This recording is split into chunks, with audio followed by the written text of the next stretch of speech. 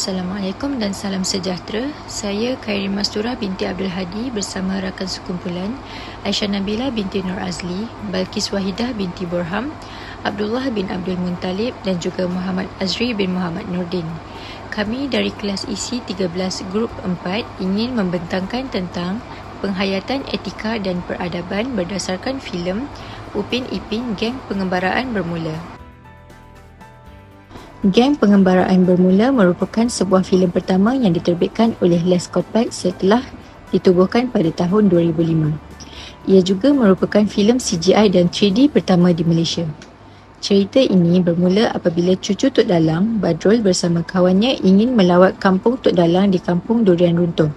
Semasa berada di kampung tersebut, Badrul, Lim, Upin dan Ipin, Raju serta Kak Ros melawat dusun Durian Tok Dalang. Namun sewaktu mereka bersiar-siar, Upin Ipin dan Raju terjumpa seekor makhluk aneh berwarna merah putih bernama Opet. Ibu Opet telah diculik oleh raksasa tengkorak sewaktu mereka pertama kali jejak di alam manusia. Badrul dan Lim juga telah diculik oleh mereka. Raksasa tengkorak tersebut bukanlah raksasa sebenar.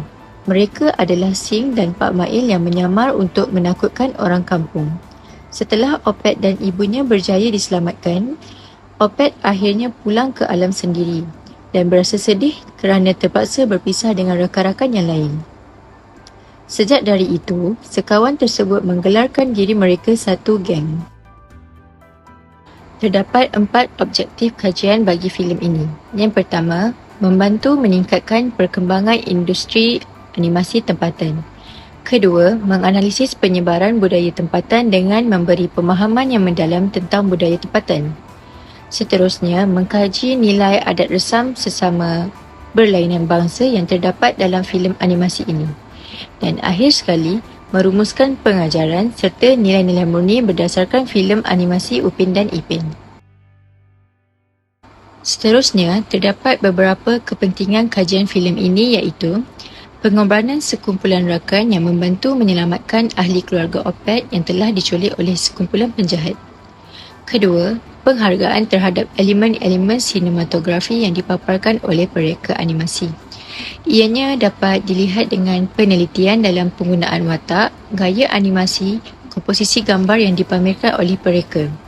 Hasil yang ditunjukkan semestinya bukan mudah. Ia mampu meningkatkan daya saing Malaysia dalam menghasilkan filem animasi yang berkualiti dan menarik. Yang ketiga, memberi pemahaman yang lebih mendalam bagi konteks sosial dan budaya.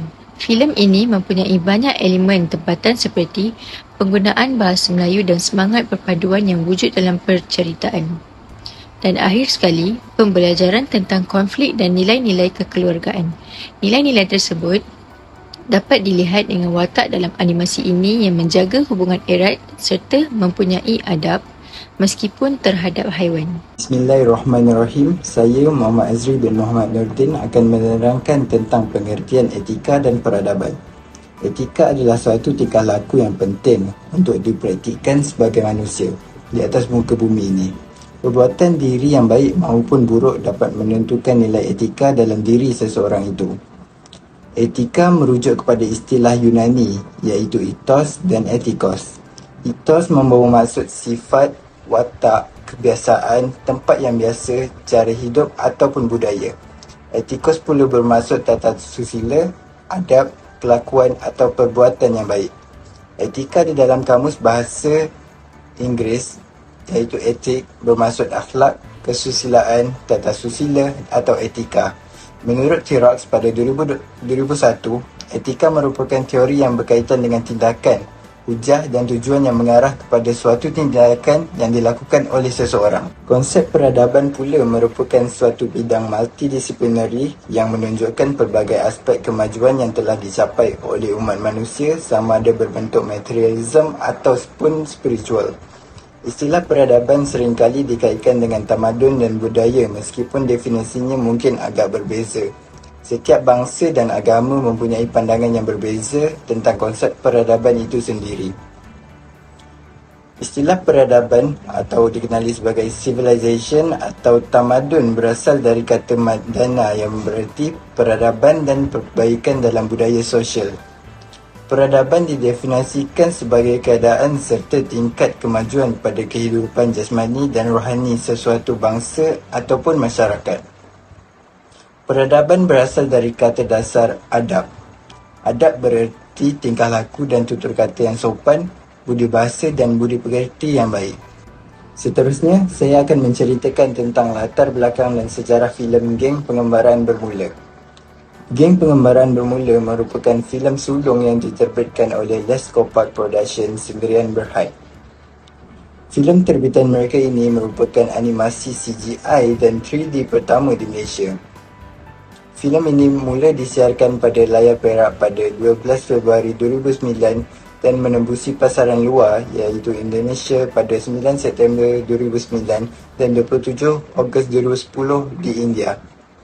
Filem Geng Pengembaraan Bermula mengambil masa 2 tahun untuk disiapkan dan telah menelan belanja sebanyak RM4.7 juta oleh 40 orang juru animasi tempatan.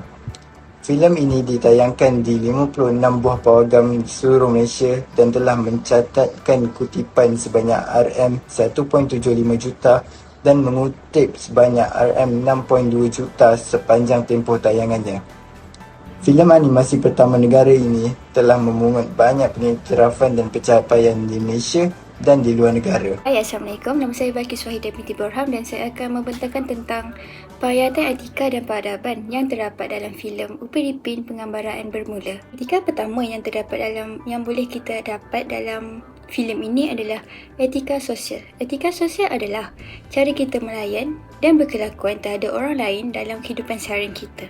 Ini termasuk menghormati, bertolak ansur, jujur, adil dan melayan semua orang secara sama rata. Masuk. Assalamualaikum Pakcik. Waalaikumsalam.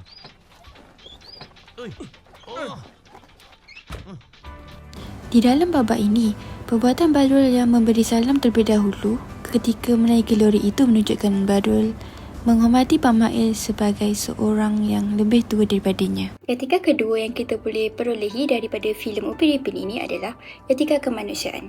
Etika kemanusiaan boleh dikategorikan seperti perasaan kasih sayang, sesebuah hubungan kemasyarakatan dan kecerdasan sosial. Mana Opek? Hah? Opek?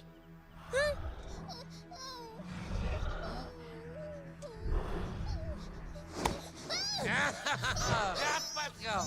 Oh, Daripada babak ini, kita dapat melihat kasih sayang haiwan terhadap anaknya. Etika peribadi merujuk kepada nilai dan tata cara peribadi atau perbuatan seseorang. Sejak awal lagi, etika ini diterapkan ke dalam diri seseorang insan dan sebahagian besarnya dibentuk oleh orang-orang yang terdekat seperti kedua orang tua dan rakan karib. Contoh yang biasa untuk etika peribadi ini termasuklah rasa tanggungjawab, tingkah laku yang tidak berat sebelah dan rasa sifat jujur. Contoh etika peribadi yang kita dapat lihat dalam filem ini adalah sifat keberanian. Adegan yang menunjukkan sifat ini antaranya Badrul dan rakannya Lim berani untuk melawan salah satu watak antagonis dalam filem ini iaitu Uncle Sikh. Mereka berdua berani melawan balik Uncle Sikh yang cuba menyerang mereka dengan sebatang kayu. Uncle Sikh akhirnya berjaya ditumpaskan apabila sebuah rak kayu yang berisi kotak-kotak kayu menghampap tubuhnya. Etika warga negara atau etika kewarganegaraan adalah nilai tentang tanggungjawab dan kewajipan seseorang individu itu sebagai anggota masyarakat dan negara. Etika ini menekankan pentingnya untuk mematuhi undang-undang dan peraturan yang diterapkan dalam negara. Hal ini mencakupi kewajipan untuk menghormati hak-hak dan kebebasan orang lain, menjaga ketertiban sosial dan mengambil sebahagian dalam sistem hukum yang adil. Selain itu, etika ini menggalakkan sikap prihatin dan saling peduli antara warga negara. Hal ini termasuklah kewajipan untuk membantu mereka yang memerlukan dan menyumbang kepada kebaikan masyarakat secara umum. Terdapat adegan yang memaparkan etika ini iaitu di mana Raju sudi untuk menumpangkan Badrul dan Lim yang hendak menuju ke dusun durian milik Tok Dalang untuk mencari buah durian. Dia sudi untuk membawa mereka dengan menaiki kereta sapi miliknya. Raju juga mengizinkan Upin dan Ipin untuk menaiki kereta sapinya dan menyertai dia, Badrul dan Lim ke dusun. Seterusnya ialah cabaran masa kini yang dihadapi di Malaysia. Cabaran yang dihadapi pada masa kini ialah yang pertama, sistem persekolahan vernakular. Isu Malaysia meneruskan kesinambungan sistem persekolahan lama ini sering dibincang dan diperdebatkan untuk mengubah kepada sistem persekolahan yang baharu. Ini kerana sistem persekolahan Malaysia masih tidak banyak berubah daripada aspek perpaduan kaum dan juga kewujudan sekolah yang pelbagai aliran seperti sekolah kebangsaan dan sekolah jenis kebangsaan Tamil dan Cina telah menjejaskan perpaduan kaum Malaysia. Seperti yang anda tahu, sekolah merupakan tempat masyarakat Malaysia yang berbilang mangsa bertemu dan bergaul untuk saling mengenal. Sehingga kini, masyarakat Malaysia masih belum bersetuju untuk menggunakan satu sistem sekolah sahaja. Ini kerana masyarakat China dan India masih mahu menggunakan sistem sekolah pelbagai aliran yang dianggap dapat menjaga bahasa ibunda mereka dan juga menjamin hak-hak mereka. Seterusnya, cabaran yang kedua ialah kepesatan pembangunan teknologi. Di era globalisasi ini, dunia mencetuskan banyak perubahan selepas arus paskal pemodenan. Ia menghakis dan mengubah paradigma tauhid, syariah dan akhlak mulia sehingga mengikis nilai keinsanan. Pengaruh media sosial yang menular dalam kehidupan moden hari ini telah berjaya mengubah paradigma sosial budaya dan bahasa komunikasi. Contohnya, bahasa SMS dan chatting yang ringkas terbawa-bawa sehingga menjadi komunikasi harian masyarakat. Sekarang, mari kita lihat solusi cabaran-cabaran yang dihadapi di Malaysia. Solusi pertama ialah dengan menamatkan kewujudan sekolah vernakular. Sehubungan dengan cabaran yang sebelumnya, gabungan sekolah jenis kebangsaan dan juga agama adalah cara yang terbaik untuk meningkatkan penguasaan bahasa Melayu. Sekolah satu aliran perlu diterima sebagai satu wahana membentuk identiti dan jati diri rakyat Malaysia tanpa mengira kaum. Ia juga menggalakkan perpaduan dalam kalangan rakyat berbilang bangsa. Melalui sekolah satu aliran, murid kaum lain juga masih berhak mempelajari bahasa ibunda masing-masing di samping membolehkan mereka memupuk dan mencapai matlamat perpaduan dan integrasi nasional. Solusi yang kedua pula ialah dengan pemantauan penggunaan media sosial. Pelbagai cara yang boleh diaplikasikan bagi mencegah ketagihan media sosial. Yang pertama ialah menetapkan objektif setiap kali melayari internet supaya tidak leka ketika menggunakannya. Yang kedua ialah mengehadkan dan menetapkan masa penggunaan media sosial untuk kanak-kanak atau diri sendiri. Dan yang terakhir, ibu bapa perlulah membendung remaja terhadap teknologi terutamanya internet dan telefon bimbit yang mendorong mereka untuk menghabiskan masa di cyber cafe atau internet cafe. Seterusnya ialah rumusan untuk kajian kumpulan kami. Rumusan yang kami peroleh daripada kajian ini ialah kelestarian etika dan peradaban di Malaysia sangat penting bagi memastikan negara kekal dalam keadaan aman sentosa. Perubahan dalam masyarakat selari dengan kemajuan teknologi dunia menjadikan Malaysia sedikit sebanyak hilang kesedaran tentang kesatupaduan hidup dalam pelbagai kaum. Kepesatan pembangunan ekonomi pada masa kini juga telah memberikan implikasi yang negatif terhadap persekitaran fizikal, alam sekitar dan juga masyarakat. Dari filem Geng Upin dan Ipin Penggembaraan Bermula, kami dapati banyak konsep etika dan peradaban diterapkan dalam kalangan masyarakat yang menyeluruh dan tidak kira usia. Yang terakhir adalah cadangan dan kesimpulan. Yang pertama adalah penambahbaikan dari aspek sosial. Kerajaan telah mewujudkan pemantapan kesepaduan nasional Malaysia.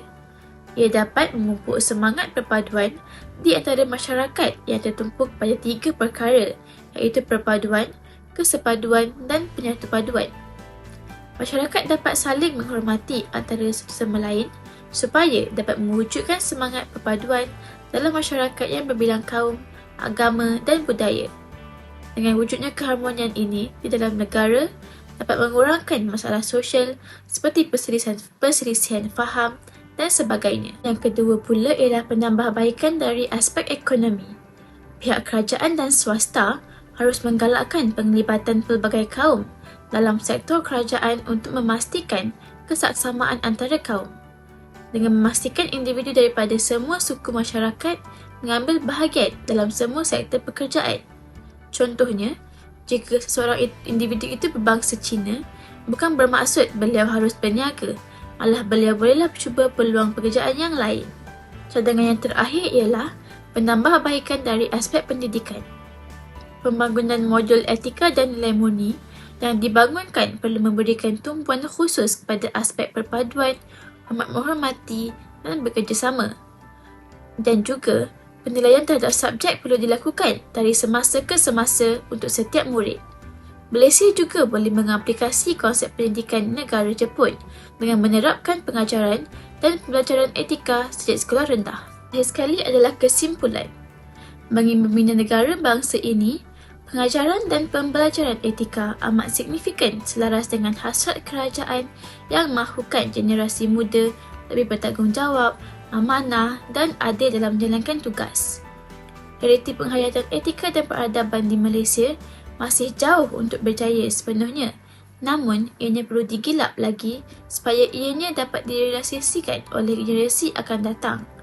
Walau cemaran yang mendatang itu sentiasa hadir, kita sebagai rakyat Malaysia mestilah bersatu hati dan mendidik untuk beretika dan bermoral sentiasa.